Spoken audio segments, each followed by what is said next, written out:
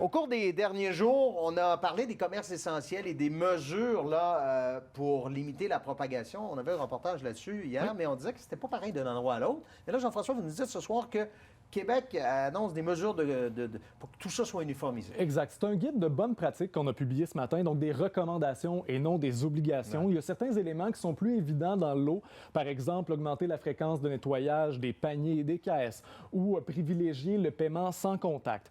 On suggère également aux clients qu'une seule personne par famille se présente dans le commerce en même temps et on invite les clients à emballer eux-mêmes leurs produits. Par contre, dans le guide, il n'est pas question des sacs réutilisables. Ça reste à la discrétion des commerçants.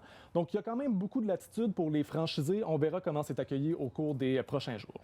On a changé nos habitudes de consommation. On achète de plus en plus en ligne parce que les commerces sont fermés. Ça peut faire l'affaire de certains commerçants, ça. Oui, la firme Absolunet a publié une étude fort intéressante aujourd'hui. Le commerce en ligne est en augmentation fulgurante. Prenons les 2 dernières semaines et comparons-les aux 2 semaines précédentes. Les ventes de vêtements ont augmenté de 53 %. Les ventes de meubles et accessoires de maison, on veut être bien à la maison pour le télétravail, ça a augmenté de 77 %. Et je ne vous surprendrai pas, Bruno, en disant que les ventes d'aliments ont augmenté. C'est une explosion de 190 % par rapport à 2 semaines auparavant.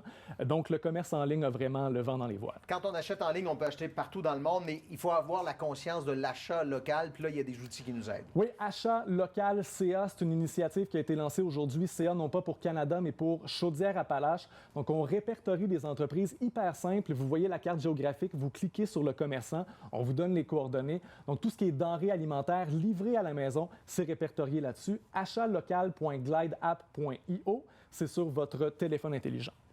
Merci beaucoup, Jean-François. Plaisir, Bruno.